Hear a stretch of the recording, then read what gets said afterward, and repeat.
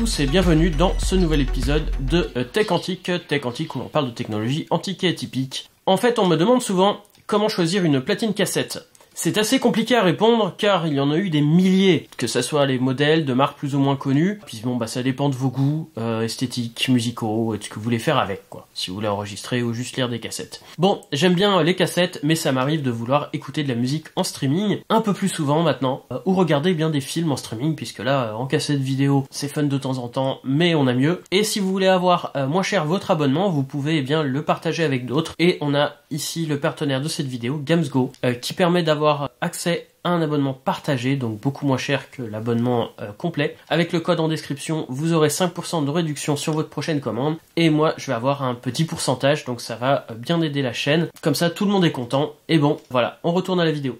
Déjà, comme je l'ai dit sur ma vidéo de cet été, ne vous attendez pas à avoir une platine en ressourcerie à 5 € sans souci.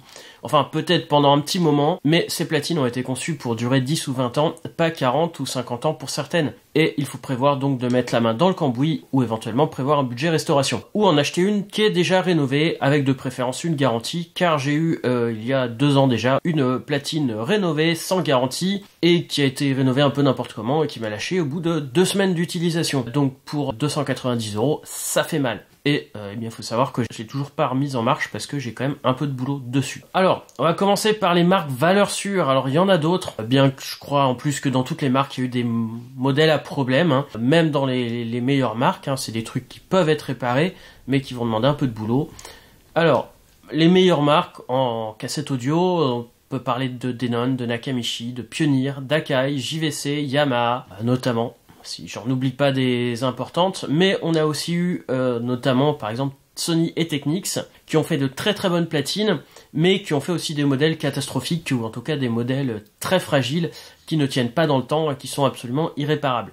Si vous souhaitez faire des enregistrements, il peut être utile d'avoir sur la platine un réglage de bias. C'est ce qui permet bien de calibrer l'enregistrement à sa cassette. On peut le trouver sur la plupart des platines, en tout cas pas les plus bas de gamme, chez notamment Aiwa et Yamaha, par exemple pour les platines 2 têtes, et sur la plupart des platines 3 têtes. Chez d'autres, il y a une calibration automatique sur les platines les plus récentes, notamment sur les Pioneer, sur certaines Yamaha. Donc c'est ce qui est nommé le BLE chez Pioneer. Franchement, notamment avec le Super BLE sur les platines tardives, c'est hyper efficace, même sur des cassettes franchement de qualité plus que doutable. Les platines 3 têtes permettent d'aller encore plus loin sur l'enregistrement et de pouvoir contrôler l'enregistrement que l'on fait. Ça permet d'enregistrer. En même temps, il y a une tête qui va relire derrière, ce qui permet de voir bien si la bande est en mauvais état, si le niveau est trop fort, si le bias est mal réglé, etc. Et donc, on peut contrôler directement nos réglages pendant l'enregistrement. Ces platines sont la plupart du temps des platines beaucoup plus haut de gamme, beaucoup plus avancées. Et pour savoir la qualité aussi des enregistrements qu'on peut avoir au niveau des têtes, ça peut être intéressant de regarder les spécifications de la platine, même si quelquefois on se retrouve avec des bonnes ou des mauvaises surprises, mais on sait que par exemple s'il y a une platine qui est marquée de 40 à 10 kHz, alors que l'autre est de 20 à 22 kHz par exemple, on sait que la deuxième est bien meilleure.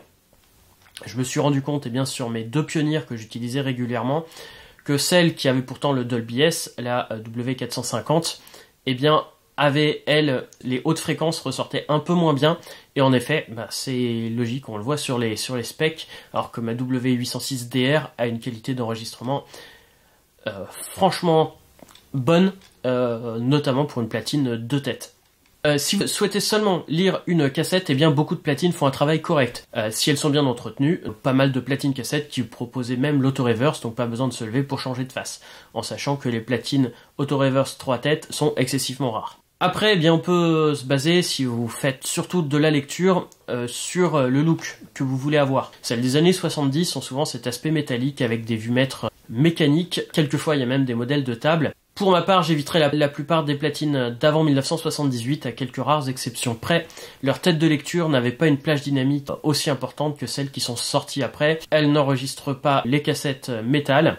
Et puis elles commencent à avoir quelques années aussi. bien qu'il y en a franchement qui ont des looks vraiment sympas. Il y a eu des exceptions de très très bonnes platines d'avant 1978, comme cette Sony ou la Nakamichi 1000. Donc, à part pour utiliser de temps en temps ou en décoration, là ça pose pas de problème, mais bon, voilà, moi ces platines d'avant, je les éviterai. Dans les années 80, c'est un peu l'âge d'or de la cassette.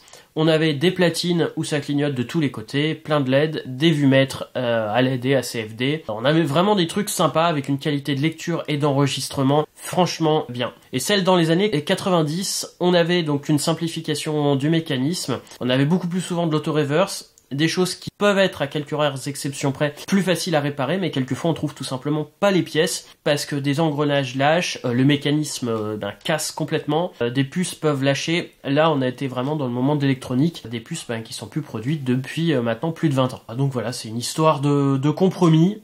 Selon ce que vous voulez. Pour ma part, eh bien, j'ai du mal à choisir mes préférés. Dans les années 70, sans souci, ma TC 177. Celle des années 80, eh bien, j'aime beaucoup ma Aiwa F660, bien que elle demande de l'entretien, et voilà, j'en suis à ma 3e, qui enfin fonctionne. J'aimais aussi beaucoup ma Nakamichi, la BX125, mais au bout de 4 ans de bons et loyaux services, eh bien, depuis le déménagement, elle me sort plus rien en lecture en sortie. Donc voilà, elle aurait aussi besoin d'une rénovation. Celle des années 90, c'est ma Pioneer TCW806DR qui est ma meilleure platine. C'est une 2 têtes, mais bon, le son est superbe. Et j'aimerais bien avoir la Pioneer qui est beaucoup plus avancée, mais pour l'instant, eh bien, j'ai eu quelques soucis avec une Pioneer 3 têtes qui est un peu moins avancée que ça. Alors, je vous montre par exemple sur le Bon Coin, on trouve des Yamaha 70 €, des Dedon, des Pioneer, en sachant que beaucoup ont des soucis sur le Bon Coin. Sur eBay, il y en a quelques-unes, il y a des vendeurs, notamment allemands et hollandais, qui proposent des garanties. Il y a aussi d'autres sites que en France, dont j'ai jamais fait l'expérience, mais apparemment on m'a donné quelques bons retours de certains vendeurs. Je peux pas vous en dire plus, s'il y aurait tellement à dire que voilà, la vidéo ferait 1 heure, donc j'espère que vous aurez eu quand même les réponses à vos questions, et n'hésitez pas à poser d'autres questions en commentaire, j'essaierai dans la mesure du possible d'y répondre. Voilà, soyez authentiques et atypiques, et à très bientôt pour une nouvelle vidéo. Salut!